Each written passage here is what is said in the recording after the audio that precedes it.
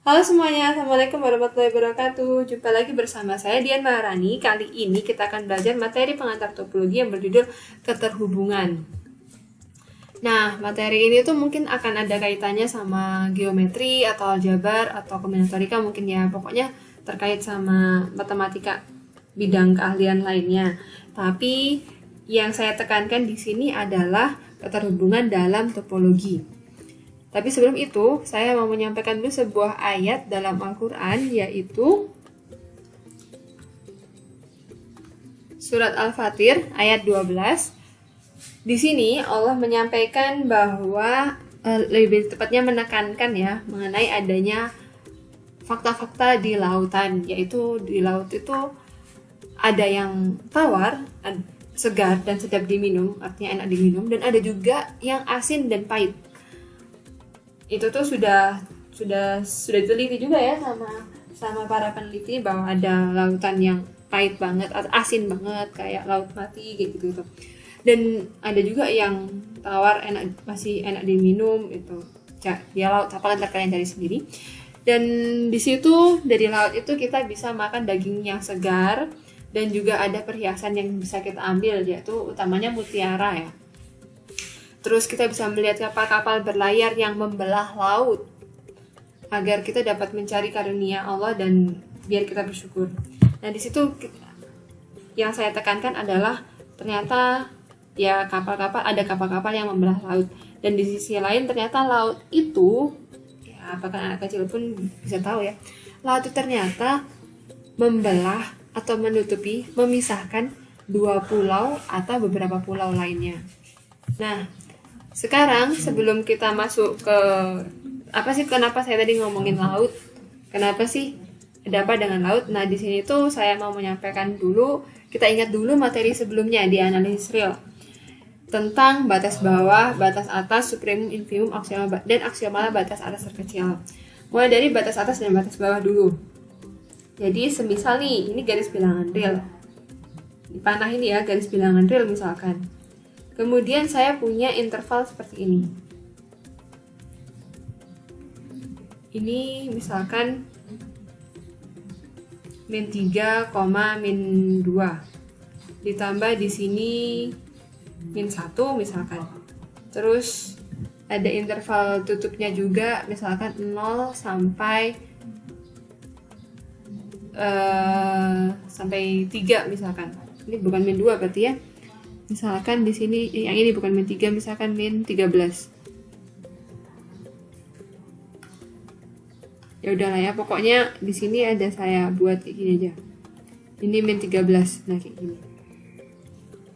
Masalah pemberian range yang kurang tepat ya. Mohon maaf ya, asumsikan aja itu udah tepat. Nah, sekarang ini adalah himpunan S, yaitu himpunan S itu saya buat adalah interval buka min 13, min 2 gabung dengan min 1 digabung juga dengan 0 sampai 3. Nah, himpunan S ini memiliki batas atas dan batas bawah.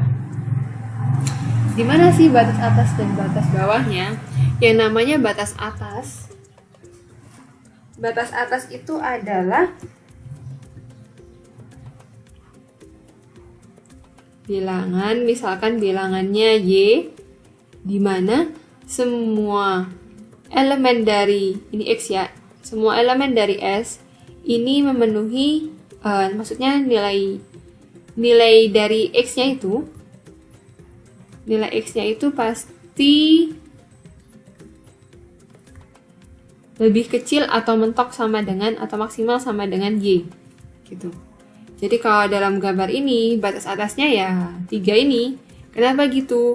Karena tidak ada, ini kan anggotanya ini ya, semua yang ada di dalamnya interval ini, termasuk yang dalam interval ini. Dan semuanya kan tidak ada yang nilainya melebihi 3.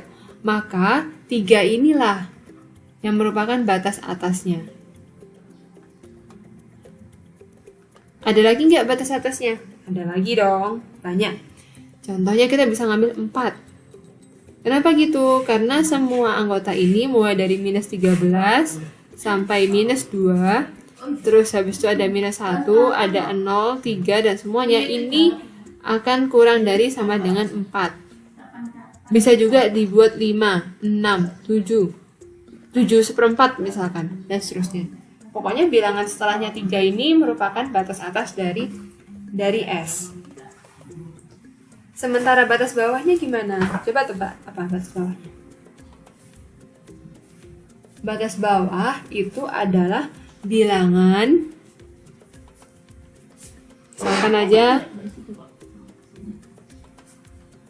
misalkan saja bilangan Z, di mana semua elemen dari S itu akan lebih besar atau setidaknya sama dengan Z. Kayak gitu. Di sini batas bawahnya apa? Ya minus 13 ini. Karena kalau kita lihat semuanya ini kan kurang dari lebih besar atau sama dengan minus 13. Ada lagi nggak? Ada dong. Di sini ada minus 14, minus 17, minus 20 dan seterusnya. Itu batas atas dan batas bawah. Bagaimana dengan supremum dan infimum? Ternyata supremum dari himpunan S saja. Supremumnya hanya ada 1, yaitu 13. Ini saja. 3 maksudnya. Supremumnya hanya ada 1, yaitu 3. Supremum itu apa sih? Sebenarnya supremum itu adalah batas atas terkecil. Nah, kalau infimum dari ini adalah minus 13. Apa itu infimum? Infimum adalah batas bawah terbesar. Gitu. Nah, sekarang ada namanya aksioma batas atas terkecil. Oh ya, sebelum itu saya mau mengatakan bahwa ada aksioma juga, teorema atau pernyataan bahwa kalau misalkan suatu himpunan memiliki batas atas, maka himpunan tersebut dikatakan terbatas di atas. Jadi kayak ini ya, himpunan ini tuh dikatakan terbatas di atas. Tapi karena dia juga memiliki batas bawah, maka himpunan ini disebut pula sebagai himpunan yang terbatas di bawah. Nah, kalau suatu himpunan memiliki batas atas sekaligus batas bawah, maka himpunan ini disebut sebagai himpunan yang terbatas. Sekarang ada yang namanya aksioma batas atas terkecil. Aksioma ini mengatakan bahwa semisal S adalah himpunan yang tak kosong. Himpunan bilangan real ya, yang tak kosong.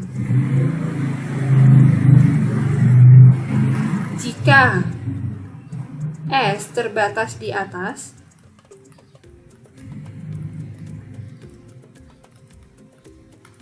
maka S memiliki supremum.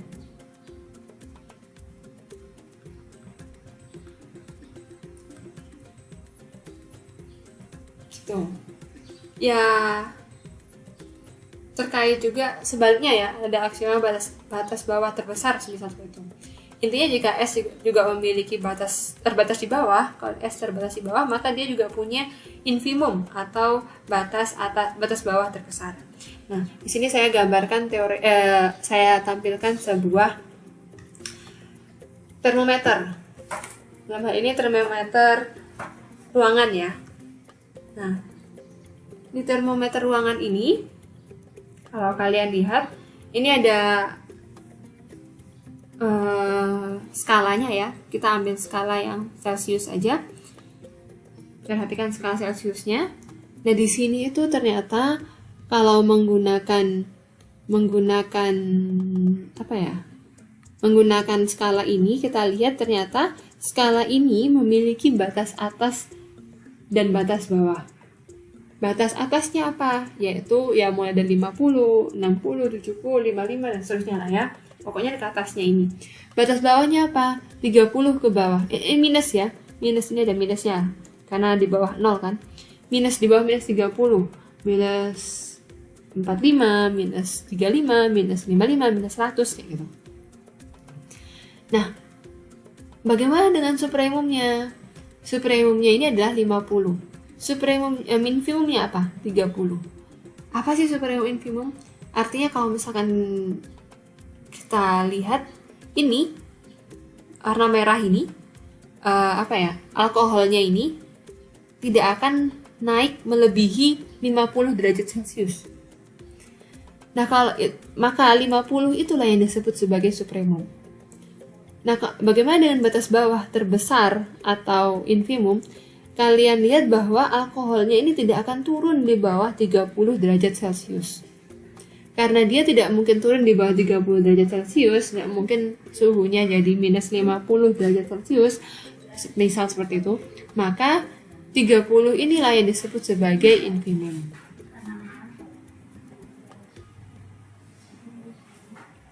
Selanjutnya ada lemma pertama, yaitu yang berbunyi misalkan himpunan S, ini pada topologi Euclid ya, pada himpunan bilangan real. Misalkan S itu adalah himpunan terbatas di atas dan P adalah supremum dari S. Jika S adalah himpunan tertutup pada topologi Euclid R, maka P harusnya ada di S. Kalau kurang paham silakan di-pause dan dibaca lagi ya. Jadi P ini supremumnya, S-nya merupakan himpunan yang terbatas di atas. Nah, kalau S-nya himpunan tertutup, maka harusnya P ada di S. Pembuktiannya gimana? Sekarang gini, kita buktikan pakai kontradiksi. Andaikan S himpunan tutup. Andaikan P tidak ada di S. Maaf, tadi kalau misalkan kontradiksinya harusnya yang ini ya. Andaikan P bukan anggota di S, berarti dia anggota dari R buang S. Ini ya, karena dia bukan di S. Terus karena si S-nya ini tutup, maka harusnya R buang S ini adalah himpunan buka. Gitu kan? Sekarang berdasarkan definisi, kalau misalkan R buang S-nya adalah himpunan buka dan P ada di R, akibatnya harusnya ada A dan B, ada bilangan real A dan B dengan A-nya kurang dari B, sehingga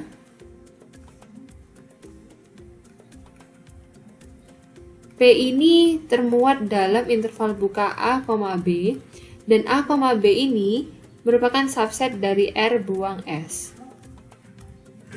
Nah, kita lihat bahwa bentuk ini menandakan bahwa A ini kurang dari P, kurang dari B.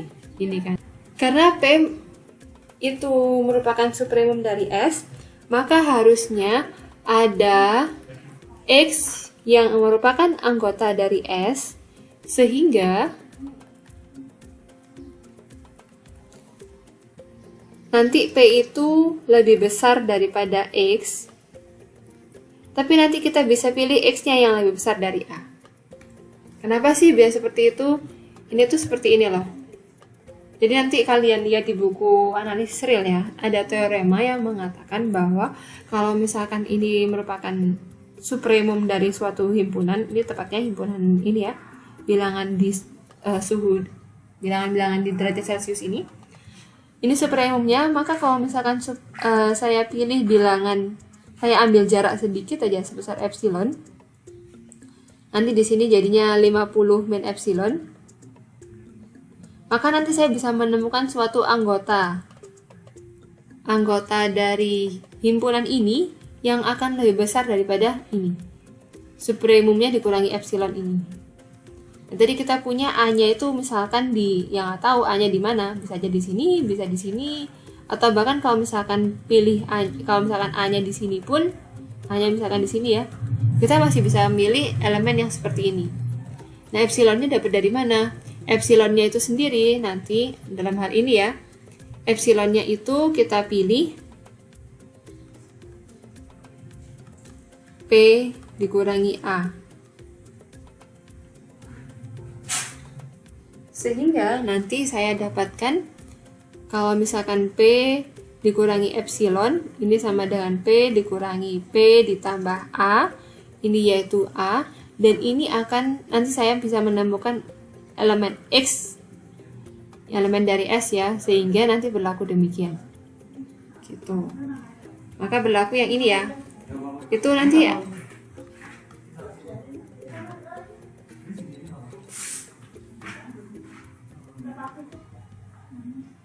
Kalau misalkan masih kurang jelas, bisa ngelihat di buku analisis real ya.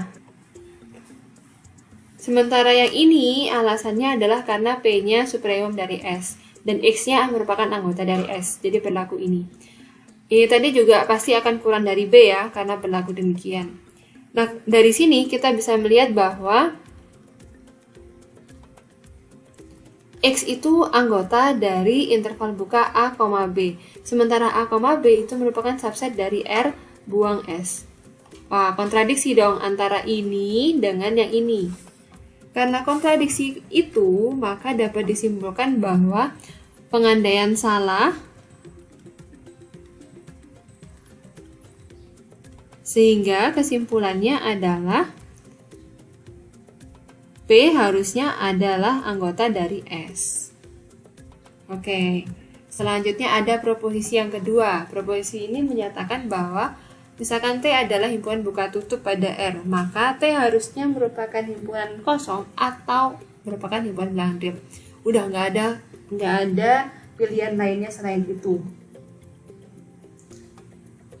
Alasannya gimana sih? Sekarang pembuktiannya adalah sebagai berikut. Andaikan, kita pakai kontradiksi lagi ya. Andai T itu bukanlah himpunan bilangan real dan T bukanlah himpunan kosong. Kalau dia bukan bilangan real dan bukan himpunan kosong, maka ada X kecil anggota dari T dan ada, saya bisa pilih Y yang bukan merupakan anggota dari T. Tanpa mengurangi keumuman, kita pilih saja, asumsikan saja X-nya kurang dari Y.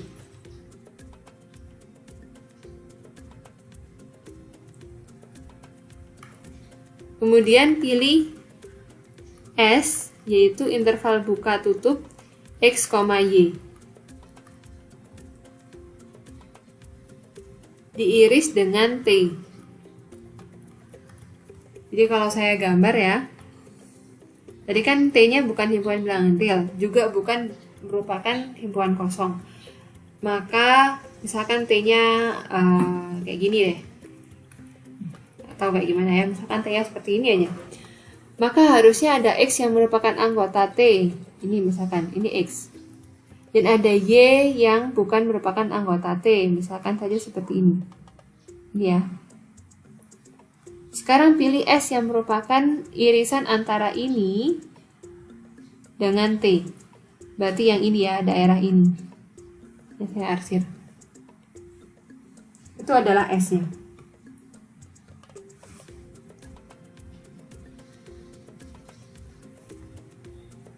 Kita lihat bahwa tadi T-nya merupakan himpunan tutup.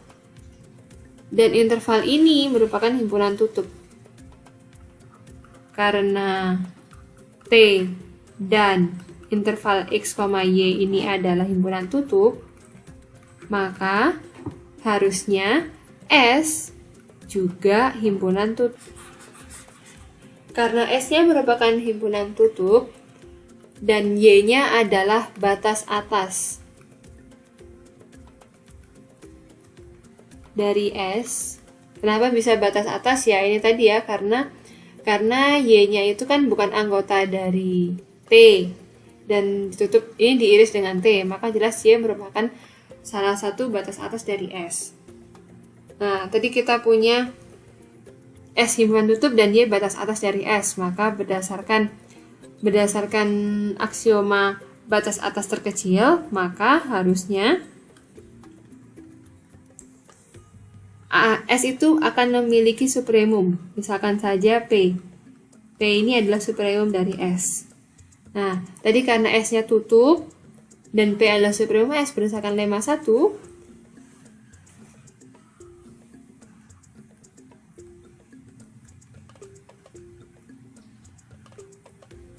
harusnya P itu adalah anggota dari S.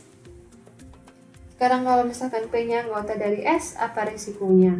Kalau dia ada di S, maka kita bisa ngelihat bahwa P itu merupakan anggota dari interval tutup X, Y.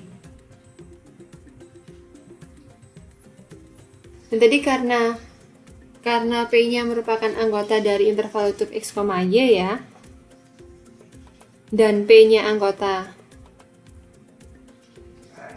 S, terus kita punya Y-nya itu batas atas dari S, maka harusnya P-nya akan lebih kecil atau maksimal sama dengan Y. Tapi karena Y-nya ini merupakan anggota dari R dibuang T, maka Y ini harusnya bukan merupakan anggota dari S, karena S tadi adalah X, Y diiris dengan T. Jadi semua yang ada dalam S itu haruslah anggota dari T juga, gitu loh. Nah, jadi karena tadi kita punya Y-nya adalah anggota dari R buang T dan Y-nya bukan anggota S, terus kita punya fakta ini juga, maka ini berakibat bahwa P ini akan berbeda dengan Y. T itu juga merupakan himpunan buka. Selain T-nya himpunan buka, kita juga punya bahwa P-nya anggota T. Ini kan P-nya anggota S ya, setiap anggota S merupakan anggota dari T. Maka T buka dan fakta bahwa P merupakan anggota dari T, anggota dari S sih, di mana S ini merupakan subset dari T. Ini berakibat bahwa ada A, B bilangan real dengan A-nya kurang dari B, sehingga P ini merupakan anggota dari A, B. Dan ini merupakan subset dari T. Kemudian pilih P kecil, sehingga P ini ada di antara P lebih kecil daripada T, dan T ini ada di antara P dengan minimum dari B dengan Y. Jadi kalau misalkan tadi ini Y-nya di sini, tadi P-nya itu misalkan yang ini ya, yang ini itu adalah P, maka tadi karena P-nya anggota dari T, maka kita bisa memilih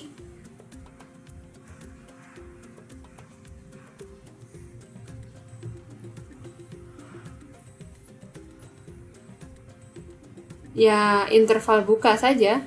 Pilih saja, ini berdasarkan definisi sih, interval buka A, B, sehingga A, B-nya ada di situ.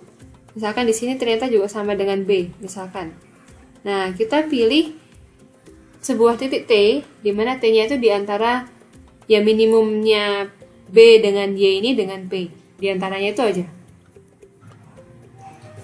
Ini pernyataan terakhir. Pernyataan terakhir ini kita pilih menggunakan teorema kepadatan bilangan real ya.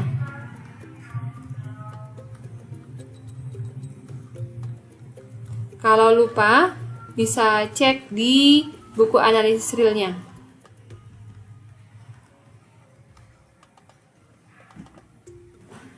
Nah, kalau misalkan ternyata yang minimum adalah B, misalkan yang minimum adalah B ya, berarti nanti kita punya bahwa bahwa A kurang dari P kurang dari T kurang dari B kurang dari Y. Nah, kalau misalkan berlaku demikian, maka T ini kan ada dalam interval A, B ya. Kalau T-nya ada dalam interval A, B, dan ini merupakan subset dari T, maka ini berarti bahwa T-nya anggota dari T besar. Sekarang kalau misalkan saja lebih besar Y, maka berlaku bahwa lebih kecil Y misalkan ya, berlaku A kurang dari P kurang dari T kurang dari Y kurang dari B. Tetap aja. Artinya T-nya merupakan anggota dari T. Karena ini ya, T-nya berada di antara A dengan B. Gitu, dimana A, B-nya merupakan subset dari T. Dan dari sini juga kita bisa melihat bahwa ternyata T-nya itu merupakan anggota dari interval tutup P, Y. Tadi P-nya kan itu ya anggota dari T. Dan Y-nya itu merupakan batas atasnya dari S. Berdasarkan ini, maka seharusnya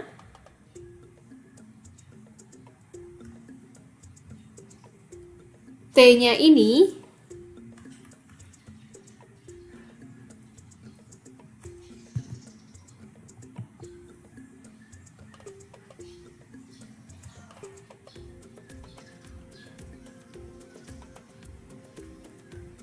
itu merupakan anggota dari, saya tulis lagi, P, Y, di mana ini merupakan subset dari interval tutup X, Y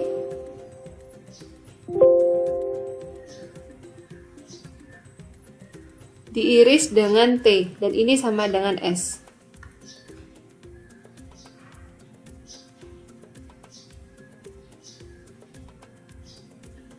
Nah, disinilah letak kontradiksinya. Kita lihat, kita bisa menemukan titik T yang merupakan anggota S, di mana T-nya ini lebih besar daripada P, ini ya.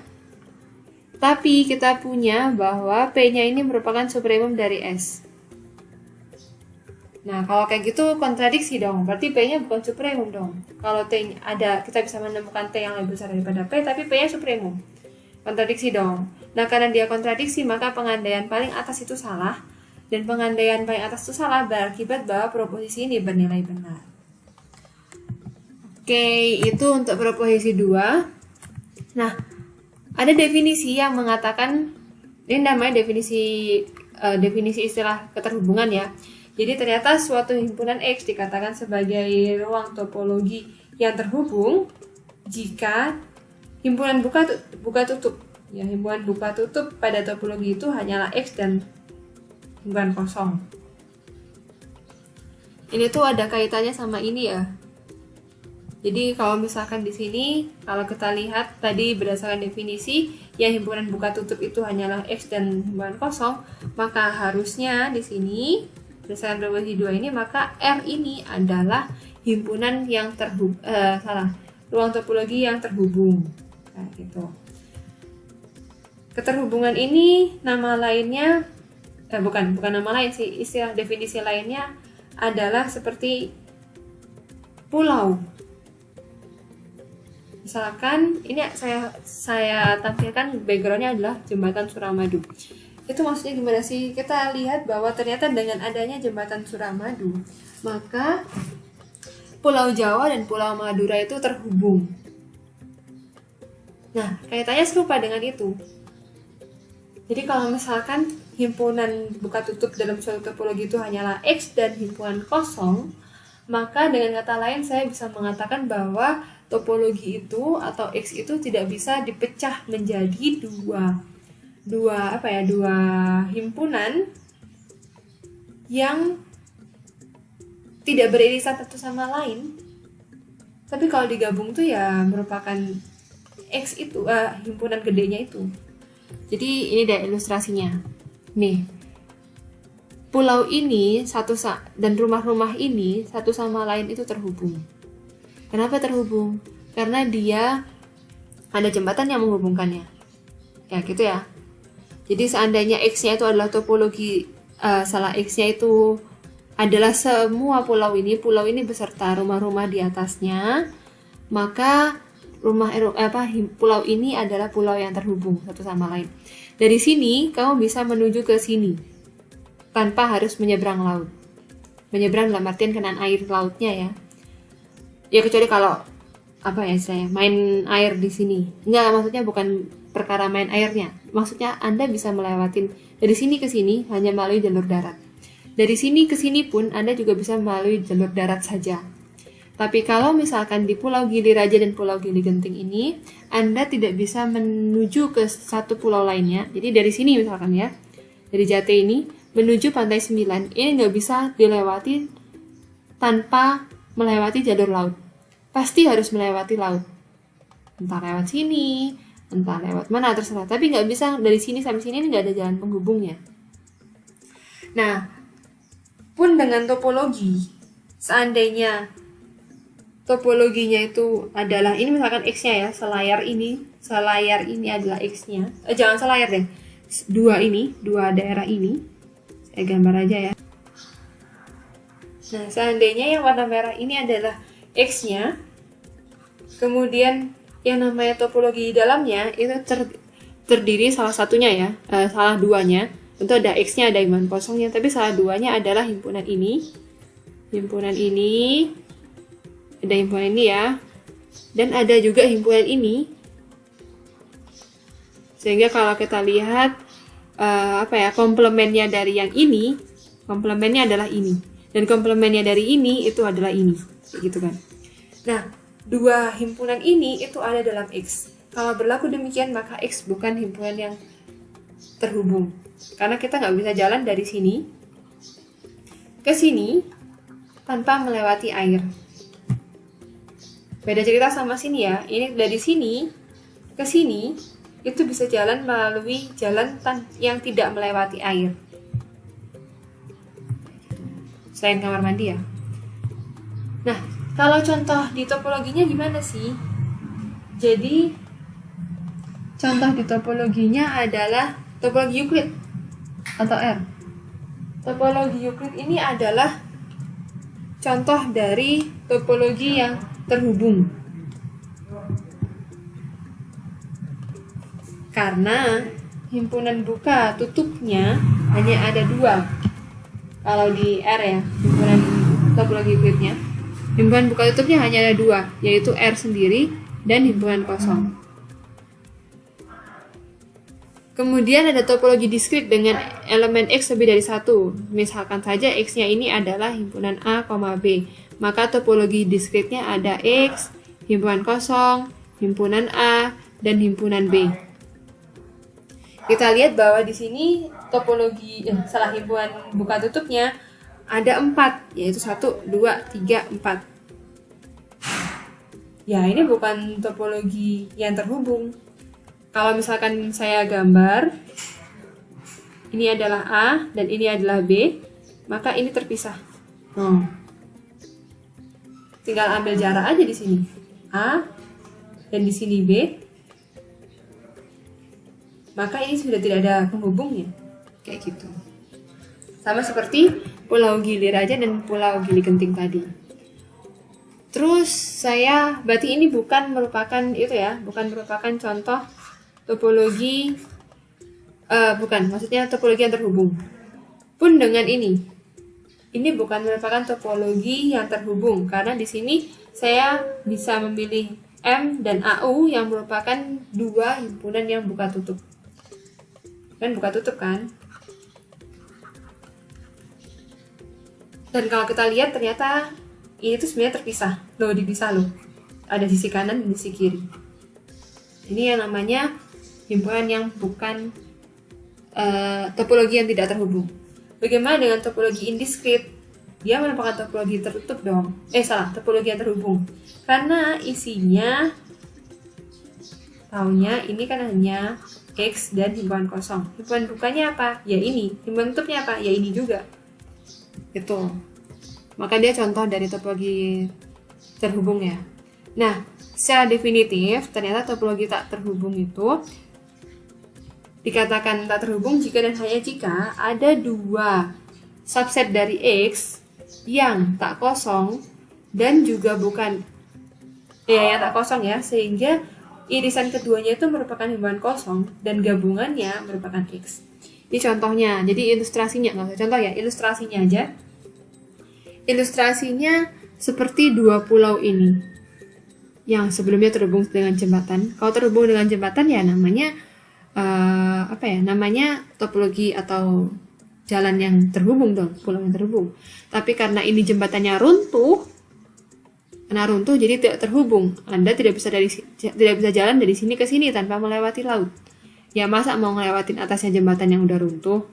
Kan nggak mungkin juga. Mobil nggak bisa lewat situ.